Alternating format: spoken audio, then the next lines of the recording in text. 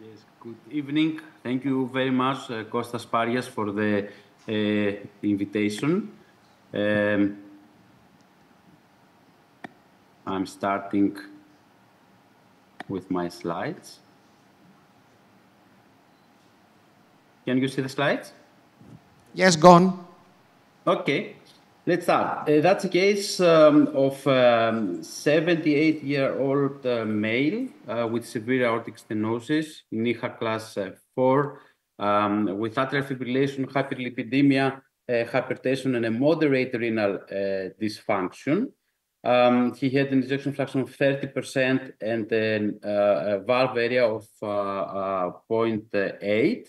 Mild AR, moderate MR, and no coronary, obstructive coronary artery disease, and a high Euroscore. That's his report. The coronary ostia were high enough. There were actually no difficulties except of this calcification, which was extended in the LVOT. And after measuring the annulus during the systole was 22 to 23, diastolic 23 to 24. But if when we measured deeper in the LVOT, the diameter was 21. That's the case we performed with flashes Ninios. First, we performed, of course, an angio of the aorta. We crossed the valve with AL and performed pre-dilatation with a 22 millimeter balloon. And after that, we advanced the valve, as you can see.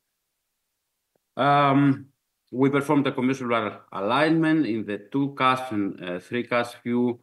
And I think we were at the right place, at the right point, and we start deploying the valve. It was a self-expandable valve. We start here after the angio to deploy the valve.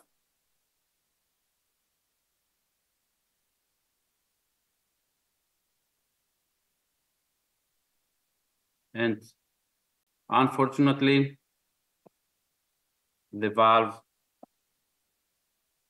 here was severely underexpanded, as you can see right now.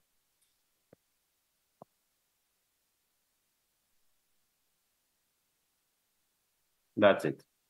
And of course, the main problem was that we could not remove the non-scone from the valve. We tried some little tricks. We advanced the wire, tried to change the direction, but it didn't work. Then we decided to puncture the left groin, the left femoral artery, and advance a pigtail and another Landerquist wire, and through that to perform a post-dilatation of the valve in order to remove also the non-scone. And as you can see, first we tried to have two different views to ensure that we're through the valve with our pigtail. We advanced our wire, and then we performed the post-dilatation with a 20 millimeter balloon, and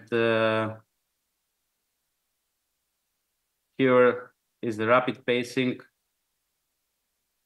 and the post-dilatation, as you can see.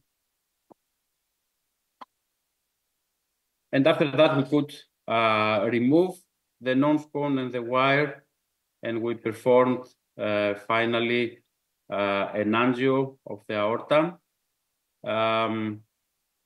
with a good result, no paravalvular leak, and no pressure gradient between the aorta and the left ventricle.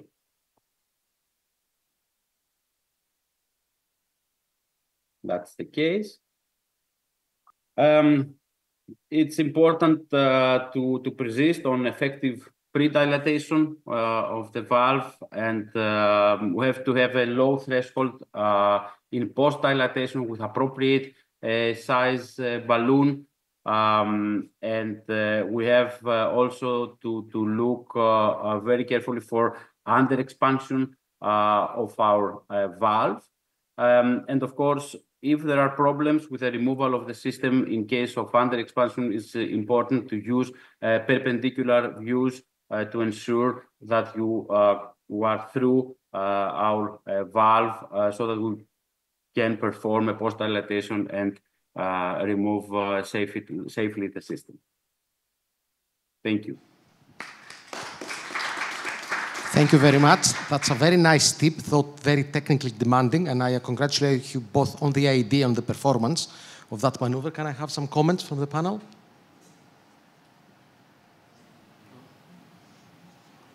From the Dr. Sparias, hello. Ilias, hi. Excellent presentation. You saved the case. It seems that we had 3 cases today. This is the 3rd case that the cone could not be removed from self-expandable valves because of under-expansion or infolding. So, and the solution to the other 2 was similar. They did an unplanned valvuloplasty from the other leg. This, I think, it illustrates that self-expandable valves can have sometimes this problem. I think the reasoning in this case was that there's a lot of calcium on the annulus, especially in the area of the anterior leaflet of the mitral valve. And so I understand why you are very reserved to do a large balloon at the beginning, a framing of rupture, annular rupture, but finally you had to do it with a valve that was protective. I think at the end your valve was still constrained. It didn't really get the nominal size. It was still constrained by the calcium, but at least you had no gradient, hemodynamic gradient, this is a case with all the self-expandable valves because it's nitinol, so you do post-dilatation, goes to the size of the balloon, but then you get recoil. So if you have a lot of calcium outside of the self-expandable valves, you always get recoil, considerable recoil. You get recoil with the balloon expandable valves too, but much less because it's stainless steel. So all these are factors that you have to take into account in deciding what valve you're going to use. Thank you again. Great case. Thank you, Kostas. Thank you for the comments. For sake of time, we're going to